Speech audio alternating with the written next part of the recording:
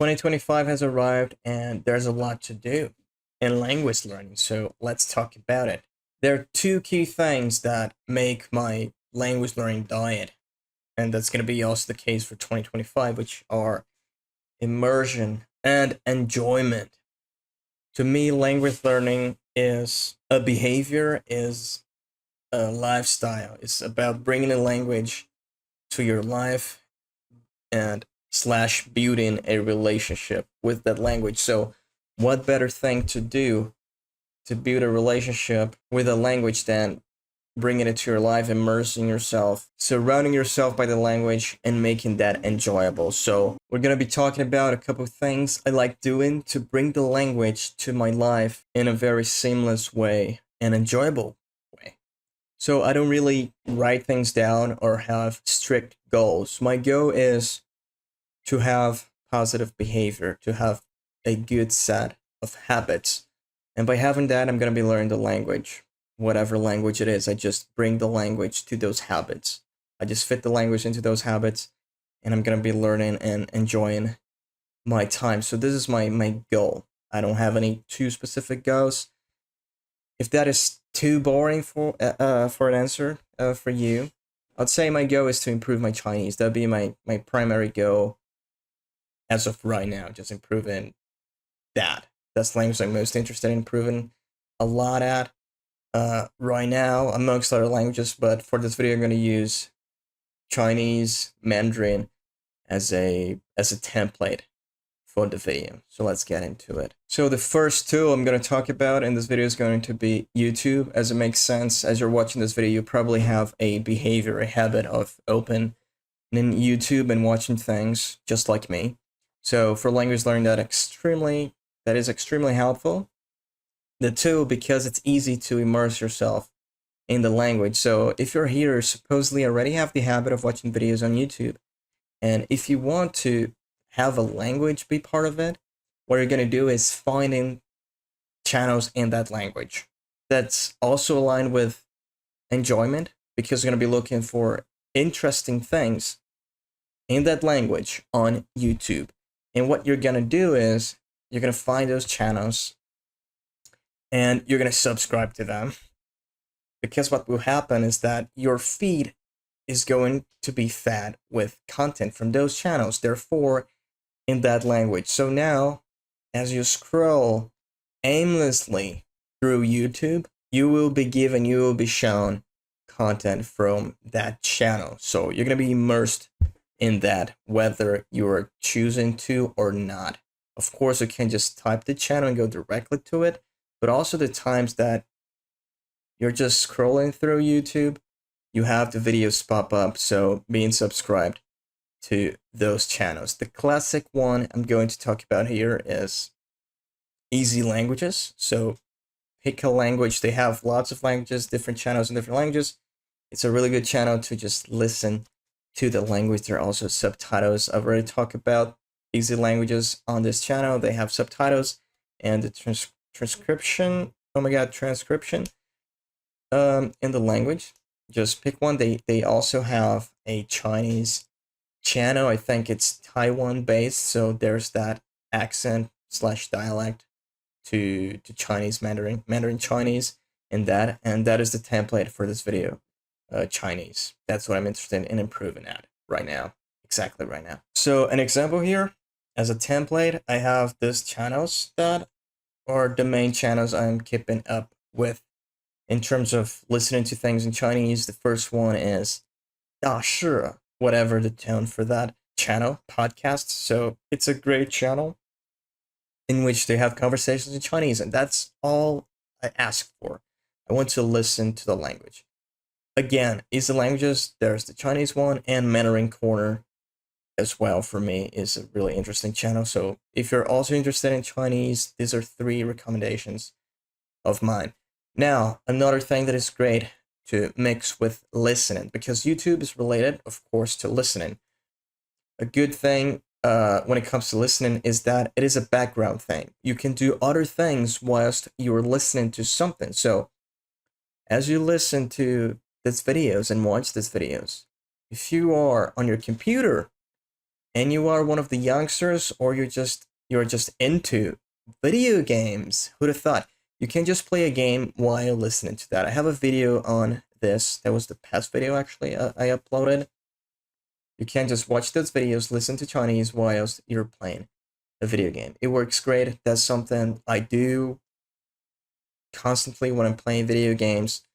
My gaming life varies. There are times I play some, there are times I'm not playing anything at all, but if you are playing something, you can connect listening, so YouTube, to that. Another great thing when it comes to listening, and now we continue on YouTube, or we can go to Spotify, whatever listening platform you find. Just find content you're interested in the language and build that into your daily habits, so you can fit that into the background. Let's say for your workout session, which is something also very positive. So if you work out, you just have your earbuds and you can listen to the language. You can also do that via YouTube or Spotify, whatever. You can go running and listen to the language. So the point here is to listen a lot to the language by finding interesting things and interesting tools through which you can do that. So you have an enjoyable time, you are immersed, and the good thing about that is that you can do anything else whilst you're doing it. So it's a background behavior, extremely key to me. I think it's going to be hard for anyone to disagree with this. It's just extremely important to just listen to the language a lot. That's how you grow familiarity with the language, and you learn a lot with that. So combining listening to the language with something else you do, it's great. So that's the first major behavior. The second key major behavior to me is reading. So you just find interesting reads in the book, in the language you're interested, and you just read through. So it comes in all shapes and forms, such as books, actual books, websites, articles, just doing research, Googling things in the language, finding content through your research in the language. You find content in the language. And that's also something that's always going on every little moment in your day, just like being curious about something, Googling something. So make sure to create a behavior of actively doing that in the language you're interested in. Of course, with what you know for the moment, because that's all you can do. So with the vocabulary you have, you use that to type things and find more content, more things to read, and then you expand your vocabulary, and then you'll be able to type more and find more things. So it's a snowball, positive snowball, that just plays a big role in my language learning behavior as well. As we talked about books, we can go for audiobooks. So we're going back to listening. I just thought of this right now.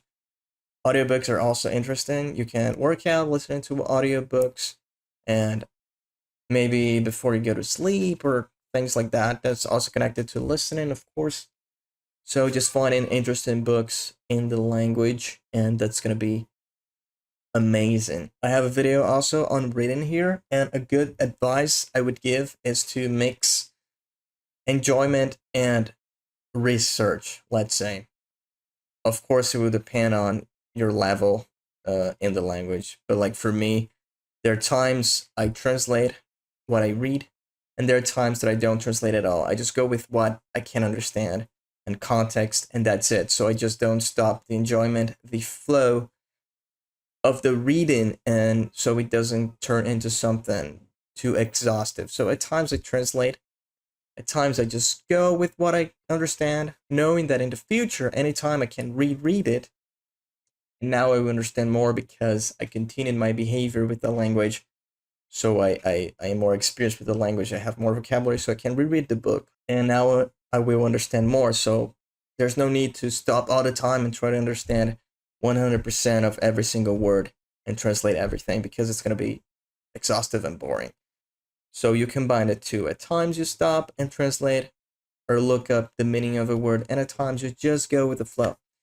So that's reading. A key staple behavior of mine would definitely add a lot to your language learning diet. and 2025. Talking to yourself as you listen to something, especially. I have a video on this as well. So we're going back to watching videos. Let's go here with the Dashu Mandarin podcast. I'm listening to this video. I'm watching whatever video. And what I'm going to do is I'm just going to put myself in a conversation. I'm just going to role play, just pretend I'm there. I'm going to start talking to myself, you know, or easy languages. They have a question for the video. They go like, what do you like doing in your day? I'm listening to that and the Mandarin Chinese easy language channel. So I just pretend I was asked that question and I start speaking Chinese. And this way I just practice my pronunciation and expressing myself in the language. So doing that every once in a while, I have a lot of fun with it. And that's basically everything I need to just have a good time. I'm talking to myself, practicing some pronunciation. And that's also something I do occasionally. You can also just talk to yourself out of nowhere. Just don't go too crazy on these things. I have a video, again, I have the video on this. But yeah, it's a good thing. It's an extremely positive thing in my opinion, just talking to yourself. So you're just trying to express your thoughts in the language. So a good trigger for that, again, could be something that you are already watching. You're watching something and you just put yourself in that situation and start speaking the language. Or you just speak to yourself out of nowhere. Just don't get too crazy. Classic one to me as well, the micro habit. I'm talking about apps. There are all sorts of apps, different languages, different apps. I have some different apps for Chinese, as Chinese is, it's got different features to me, such as writing and all that. So I got some specific apps for that, and also dictionaries and things like that. But the stable one to me, the one that I use the most, the one that is just really fun to me, and that's the main reason I use it, is Duolingo. Duolingo is extremely helpful, I think, to build in the behavior of being in contact with the language daily.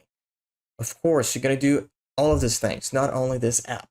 Okay, this is a topic on YouTube. People diss in Duolingo. I mean, there are clickbaits, there are all, sorts of communication on the internet, but I find it to be a really good app.